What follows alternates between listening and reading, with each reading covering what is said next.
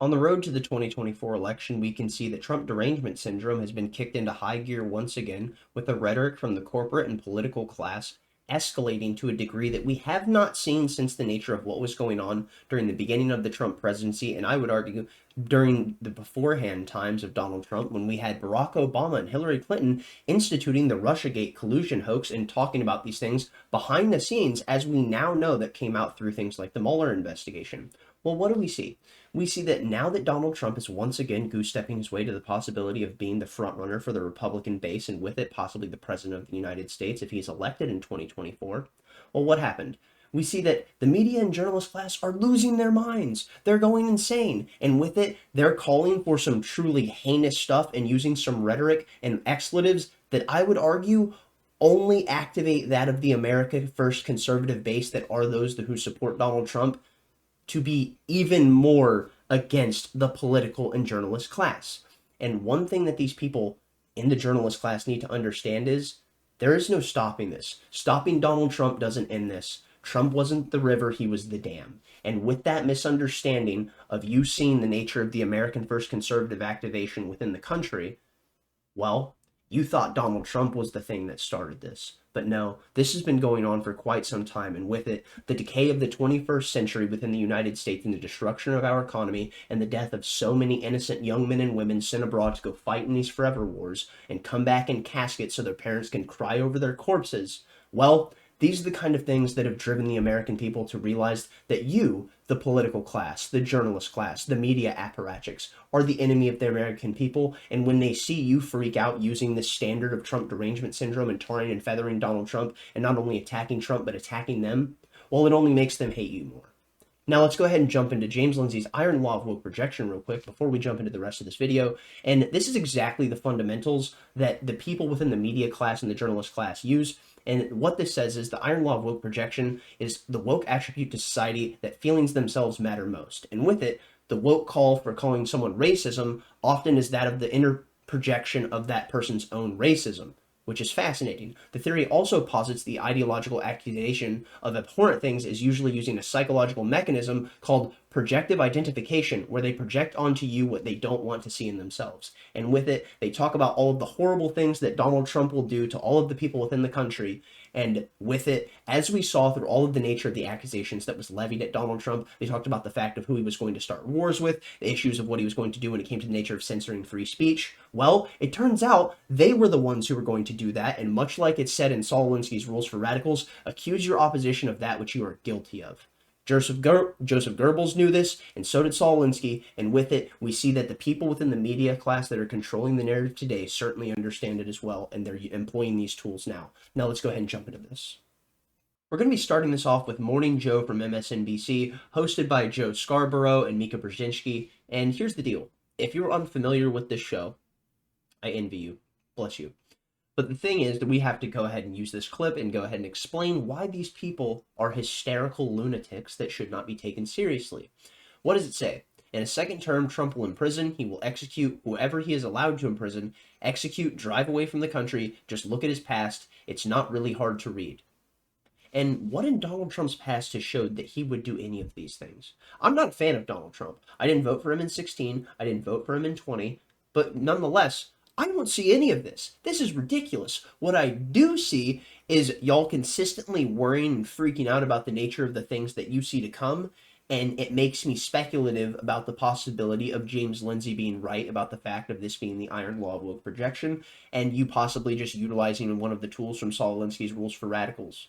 Because if this is going to hold true to the same standards of what happened in the past, when it comes to the nature of censorship, when it comes to the process of attacking American citizens and making sure you're monitoring them because of their political speech, well, we can see that this was actually happening through the Biden administration. We can see that parents who were going to school board meetings were being called domestic terrorists. Anyone to the right of Bernie Sanders is considered a right-wing extremist in the eyes of the people within the political class. And that is something that you need to understand, because if you espouse any ideas that are outside that of what we will call the spectrum of allowable opinion, you are the enemy in their eyes. Now, let's go ahead and jump into this clip of these two just freaking out and acting like loons. Have a responsibility to really to tune out the voices of the haters, of the people that are constantly double shilling and triple checking and shilling for him and suggesting that somehow they're being biased, bending over backwards, treating him like a normal candidate. He's not a normal candidate. He is running to end American democracy as we know it. He's an authoritarian who a court in Colorado 2 days ago ruled that he led an insurrection against the United States government. He's charged with leading schemes to help overthrow the United States government. So if they want to frame it that way, that's fine. If you want to be fair, then you will frame this as Joe Biden being the candidate that supports American democracy and Donald Trump, a candidate who supports a new form of government here that's authoritarian. It's really that simple. And by the way, Reverend Al, when people go, oh, you can't compare him to past Nazi leaders. You can't compare him to this past Nazi leader or that past fascist leader because he hasn't done that. Well, what hasn't he done? He hasn't done the things that the American judicial system did not allow him to do last time, but may very well allow him to do this time, or a judicial system that will be ignored by Donald Trump and ran over by Donald Trump to create the greatest constitutional crisis of our lifetimes. Just because he hasn't done it yet doesn't mean he won't do it when he gets a chance to do it. And if he is voted into office, then a lot of these people that are talking about literal or figurative or whatever the hell they're saying, you're going to look like idiots. Because he will get away with, he will imprison, he will execute whoever he's allowed to imprison, execute, drive from the country. Just look at his past. It's not really hard to read. The only thing that stood between him and the destruction of American democracy was the federal judiciary. Oh, sweet, a schizo rant. That's all that comes off as to me. That's it. It's just a schizo rant. It's just paranoid ramblings of a delusional man who's worried because politics has driven him insane. And with it, it could be, very well, as I've already stated, the ethos of what James Lindsay has talked about. It could be the fact that this is projection for future intention. You really don't know. I'm not saying that's what it is, but would you be surprised? I certainly wouldn't. I wouldn't be surprised if government did anything horrible to the people of their country. Look at Waco. Look at Ruby Ridge. Look at the MOVE bombing in Philly. And you tell me these people wouldn't do this? Look at what they did to Black Wall Street. And you tell me government wouldn't attack its own citizens? Give me a break. Absolutely insane. Now we go on and we go see, what does Scott Adams have for us? Has to be eliminated has slipped out. And that is the next step in what I'm talking about when I mention the fact that the rhetoric is only intensifying, and with it, we can see the fact that, well, we appear to have had a Freudian slip. This is the intention of many people that despise someone like Donald Trump, and many of the people within their voting bloc. They would gladly excommunicate you from existence. And that is something that many people came to the realization of through COVID, that it did not matter if you were a good person or not. There are people who will gladly beat you down with what they see as the stick of morality and then claim benevolence of their actions, because they're doing so and beating you down with the morality that backs up their conscience, which bolsters the ideals in their mind that they are a good person, despite the fact that they are actively in an attempt to subjugate you. Now, what do we see? The context here, Goldman accuses Trump of dangerous rhetoric while at the same time apparently calling for his assassination if all else fails. That's how I hear it. This is what years of media and TDS gets you. And that's absolutely true. Scott Adams, right once again, shocker to absolutely no one that knows anything about Scott Adams. And this was initially posted by Simona Tiba from Jen Psaki's show The Inside. And this is on MSNBC. Once again, we see the most insane, ridiculous rhetoric being pumped out to the American people. And don't get me wrong, it's not like these people have credibility or relevance in the eyes of most people anymore. In fact, their numbers are so down that people that are just in the independent landscape, even smaller voices, are dwarfing them when it comes to the nature of how much power their voice has when it comes to the capacity to spread and reach many people in comparison to these absolute regime hacks. Now, let's go ahead and jump into this clip. I want to also turn to Trump, of course, and just some of what the reporting has been around some of his conversations, also as we anticipate a year full of trials next year. I want to take a listen to part of a conversation that he had with ABC's Jonathan Karl about January 6th and get your thoughts on the other end. You told them you were going to go up to the Capitol. Were you just... I was going to, and the Secret Service said, you can't. And then by the time I would have, and then when I got back, I wanted to go back. I was thinking about going back during the problem to stop the problem, doing it myself. Secret Service didn't like that idea too much. So what? I could have done that, and you know what? I would have been very well received. So there's been so much speculation, contemplation, discussion of what Trump wanted to do, what he knew or didn't know. I mean, do you think as a prosecutor, former prosecutor, this is something that could be useful in the case against Trump? How will it be used? Yeah, well, I mean, look, he says I would be well received because he knows that the people who were there are his supporters who he riled up and incited to invade and riot at the Capitol and try to disrupt the proper counting of the Electoral College votes. So every time he talks, he's putting himself into a bigger criminal hole. That's not his objective. His objective is purely political at this point.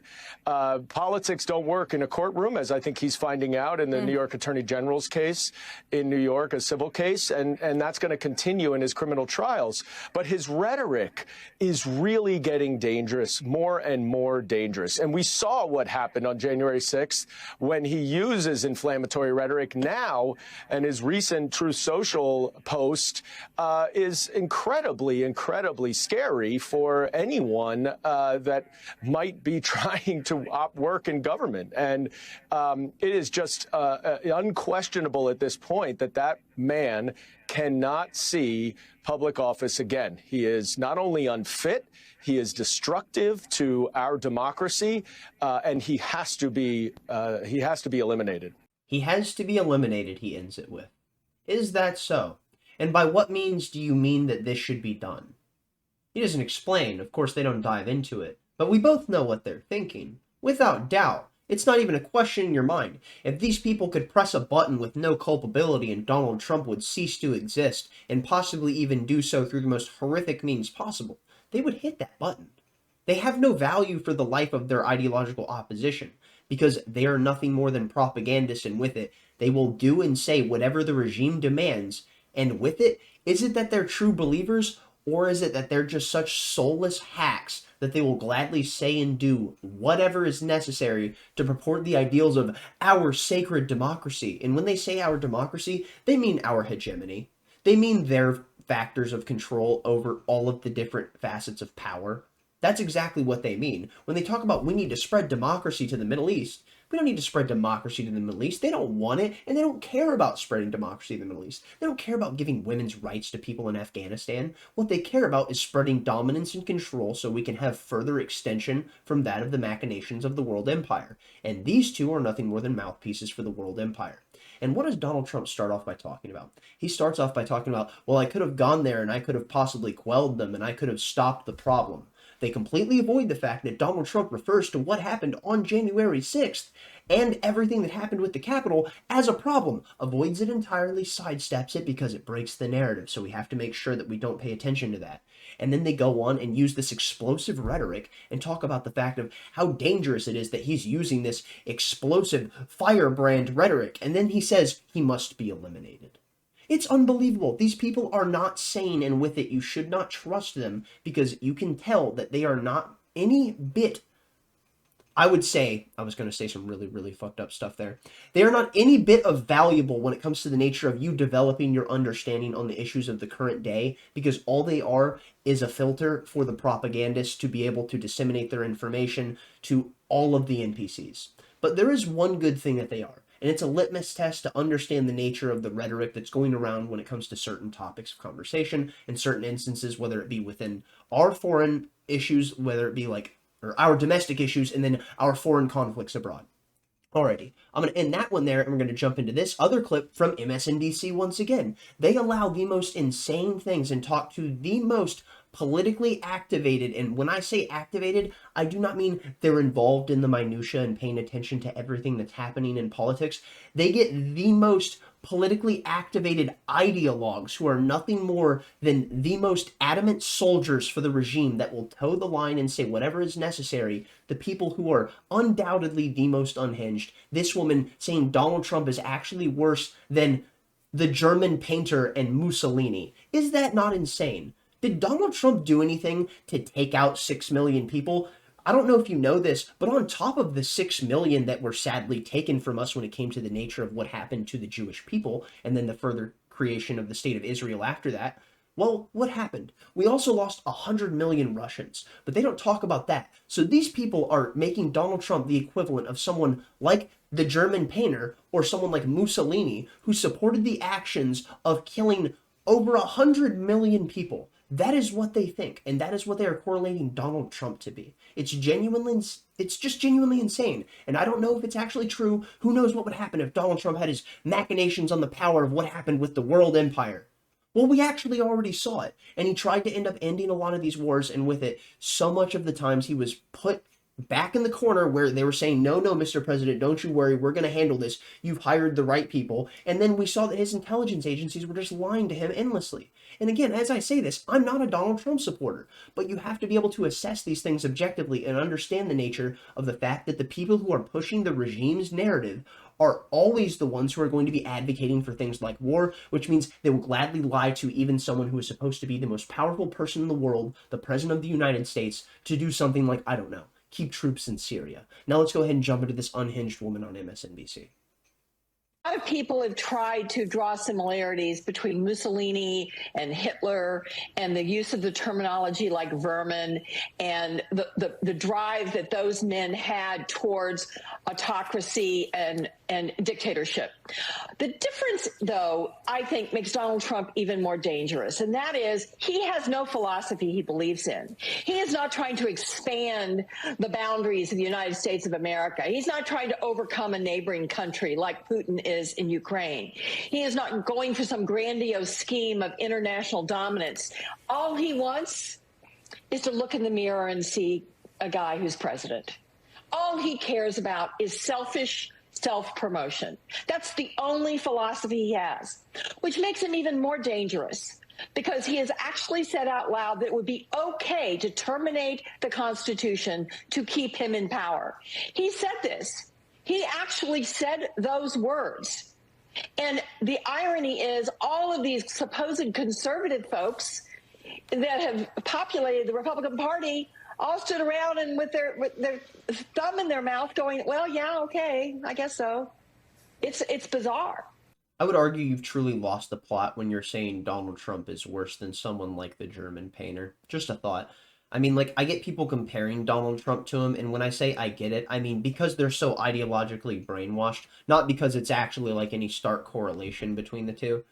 But what I can't get over is the fact that it's like, no, absolutely worse. But granted, the one thing I will give this woman is that she at least has a grounded logical analysis in her mind of why she thinks this is happening. She's like, well, he doesn't have any ethos besides his ego, so that's why this is even more dangerous.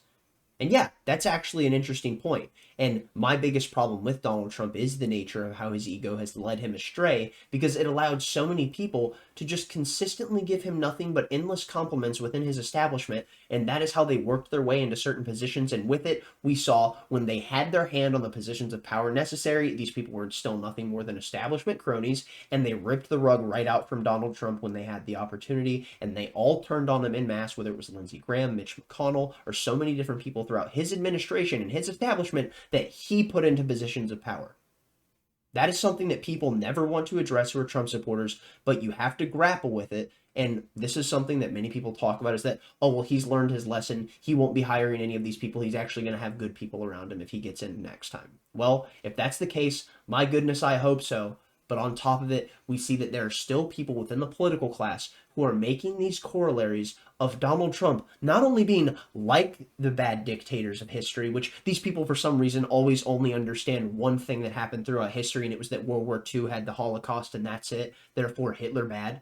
And that's the only analysis they're able to interpret anything into, is the fact that there were bad guys in World War II, and that means this guy's like this bad guy from World War II. I thought Vladimir Putin was like the German painter. I remember you people saying, oh, well, he's just going to expand the Soviet bloc and it's going to be like the new expansion of the Soviet Union, while simultaneously also saying he can't fight Ukraine, he can't handle the battle, they don't have the funds, they don't have the manpower, they don't have the resources. And with it, we saw that that was a lie, and also at the same time talking out of both sides of their mouth. Isn't that just fascinating? Which the media, as we know, always does, but nonetheless. Now, I'm going to go ahead and end that one there, and we're going to jump into an article now, and this is a fascinating piece that I thought was just incredibly interesting. And if you haven't read it, please go ahead and check it out. It's from Time Magazine, and when I read the title, I promise if you haven't heard of this, it may turn your head a bit. Now let's jump into it. The secret history of the shadow campaign that saved the 2020 election. Well, well, well, isn't that just something? What do we have here? Amid Trump's attempts to reverse the result, corporate America turned on him. Hundreds of major business leaders, many of them who backed Trump's candidacy and supported his policies, called on him to concede. To the president, something felt amiss. It was all very strange, Trump said on December 2nd. Within days after the election, we witnessed an orchestrated effort to anoint the winner, even while many key states were still being counted. In a way, Trump was right. There was a conspiracy unfolding behind the scenes, one that both curtailed the protests and coordinated from the resistance of CEOs. Both surprises were the result of an informal alliance between left-wing activists and business titans. The pact was formalized in a terse, little-noticed joint statement of the U.S. Chamber of Commerce and the AFL-CIO published on Election Day itself. Both sides would come to see it as a sort of implicit bargain, inspired by the summer's massive, sometimes destructive racial justice protests, in which the forces of labor came together with the forces of capital to keep the peace and oppose Trump's assault on democracy. And remember, an assault on our democracy is always just an attack on their hegemony. Remember it, never forget it. The handshake between business and labor was just one component of a vast cross-partisan campaign to protect the election, an extraordinary shadow effort dedicated not to winning the vote, but to ensuring it would be free, fair, and credible, and uncorrupted. For more than a year, a loosely organized coalition of operatives scrambled to shore up American institutions as they came under simultaneous attacks from a remorse pandemic and an autocratically inclined president. Though much of this activity took place on the left, it was separate from the Biden campaign and crossed ideological lines with crucial contributions by nonpartisan and conservative actors. The scenario that we saw was the shadow campaigners were desperate to stop was not a Trump victory. It was an election so calamitous that no result could be discerned at all, a failure of the central act of democratic self-governance that has been a hallmark of America since its founding. So basically what they did was they reworked all of the election laws in many different states and restructured how polling works and then implemented online voting. And that's what led to the process of the 2020 election. Now let's go ahead and get into finishing this. Their work touched every aspect of the election. They got states to change voting systems and laws and helped secure hundreds of millions in public and private funding. They fended off voter suppression lawsuits, recruited armies of poll workers, and got millions of people to vote by mail for the first time. They successfully pressured social media companies to take a harder line against disinformation and user data-driven instances and strategies to fight viral smears. They executed national public awareness campaigns that helped Americans understand how to vote and how the vote count would unfold over days or weeks, preventing Trump's conspiracy theories and false claims of victory from getting more traction. After Election Day, they monitored every pressure point to ensure that Trump could not overturn the result. The untold story of the election is that thousands of people of both parties who accomplished the triumph of American democracy at its very foundation. Says Norman Eisen, a prominent lawyer and the founder of the Obama administration, or former Obama administration official, who recruited Republicans and Democrats to the board of the Vote Protection Program. So, what this is saying is that they restructured all of the ordinances that you would naturally orient yourself through, and with it, they were like, well, we protected the election because we made sure that we had this secret shadow campaign. When I saw this article come out, I was mind blown. I was like, you're kidding. They're actually just openly saying it without saying it. And this is something that they love to do when it comes to the nature of government or the corporate press. And this is something that you always see with the United States federal government releasing federal documents or classified documents. It's always 20 years later or X amount of time later. And it's like, yeah, by the way, we did that thing that you accused us of, but we didn't do it exactly how you said. So here's the information. But yeah, we're guilty, but big deal. Go ahead and code, no problem. That's exactly what this is. They were like, all right, so here's the deal. We did what you said, and here's how we did it, but we didn't do it exactly how you said, but nonetheless, we are guilty.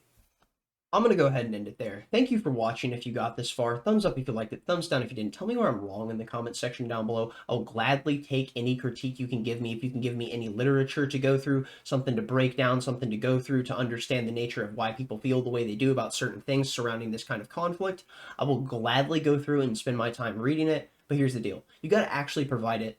And with that, I'm really interested to see the nature of how this rhetoric continues to intensify surrounding what the corporate press is saying around Donald Trump in the 2024 election, because with it, they keep pushing out these conspiracies, and that is exactly what they are many of the times, is conspiracies. They always used to talk about QAnon, but the thing that they never mention is the fact that they are a part of Blue Anon. There's two sides to every single coin, and with it, we can certainly see that the conspiratorial angle is taken by both the left and the right.